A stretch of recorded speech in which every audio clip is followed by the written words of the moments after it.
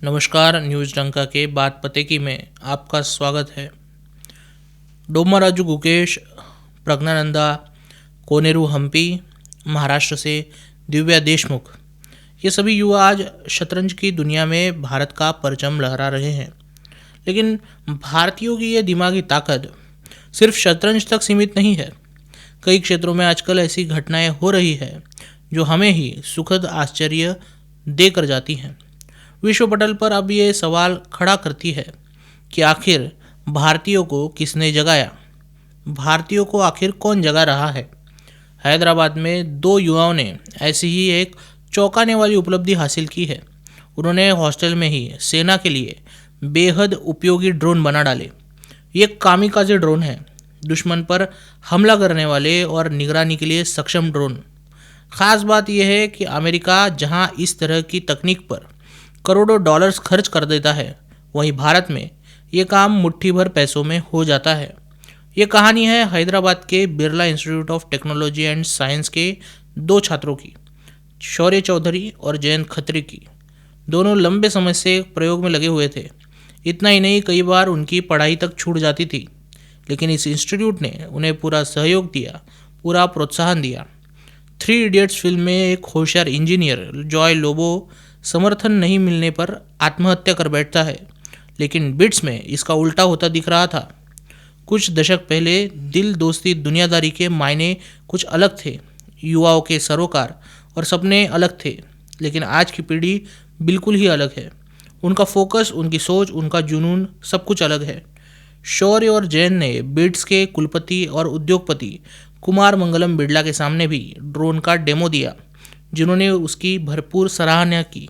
इस साल अप्रैल में शौर्य और जैन ने अपोलियन डायनामिक्स नाम की स्टार्टअप की नींव रखी, जो एक रोबोटिक्स और ड्रोन निर्माण में काम करने वाली संस्था होगी। भारत के युवा केवल बातें नहीं करना चाहते, बल्कि करके दिखाने में यकीन रखते हैं। हॉस्टल के कमरे में ही उन्होंने योजना बनानी शुरू की, डिज़ाइन तैयार किया, पार्ट्स बनाने शुरू किए। मुश्किलें आई, लेकिन वो रुके नहीं। उन्हें पता था कि कोशिश करने वालों की कभी हार नहीं होती। लगातार मेहनत करने के बाद उन्होंने घातक कामिकाज़े ड्रोन तैयार किए, जो 1 किलो तक के पेलोड ले जाने में सक्षम हैं। जिन्होंने इसकी टेस्टिंग की और उनकी लिंक्डइन जैसे प्लेटफॉर्म से सेना अधिकारियों से संपर्क भी किया। ये पहली सकारात्मक प्रतिक्रिया उन्हें चंडीगढ़ से मिली। देश में नरेंद्र मोदी सरकार आने के बाद ये कहा जाने लगा है कि भारत बदल रहा है, लेकिन सिर्फ सड़कें और पुल बनाने से नहीं। असली बदलाव तब होता है जब आम नागरिक की मानसिकता बदलने लगती है, और आज ऐसा होते भी दिखता है। चाहे छात्र हो या उद्योगपति, मंत्री हो या अधिकारी, सब में ये सकारात्मकता की झलक दिख रही है। शौर्य और जैन को भी इसका अनुभव हुआ। एक कर्नल ने उन्हें चंडीगढ़ बुलाकर प्रात्यक्षिक देने को कहा। जो उन्होंने दिखाया, उससे सेना के अधिकारी भी भौचक्के रह गए। ये कोई नौसिखिए का काम नहीं था, इसमें अनुभवी तकनीकी कुशलता की झलक साफ तौर पर देखी जा रही थी।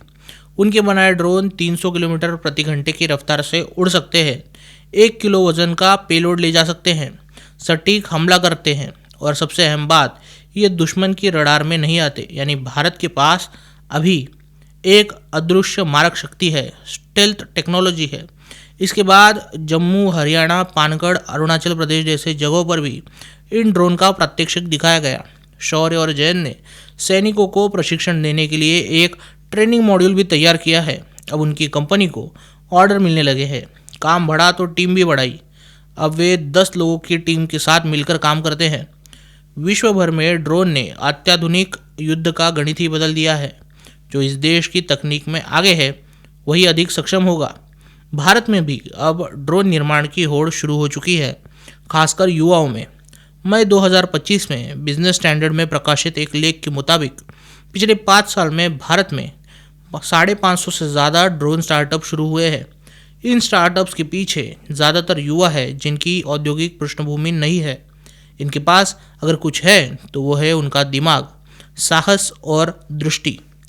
आज निवेशक भी ऐसे युवाओं पर भरोसा करते हैं और उनके आइडियाज़ में पैसे लगा रहे हैं।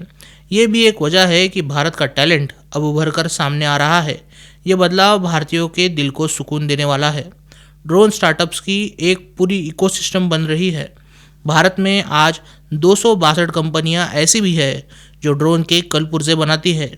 इनमें से 100 से ज़्यादा कंपनियां डिफेंस से संबंधित काम करती है। ऑपरेशन सिंदूर के समय ideaForge, Zuppa geo navigation, Alpha Design Technology, Economic Explosive, IG drone जैसी कंपनियों ने वैश्विक स्तर पर नाम कमाया।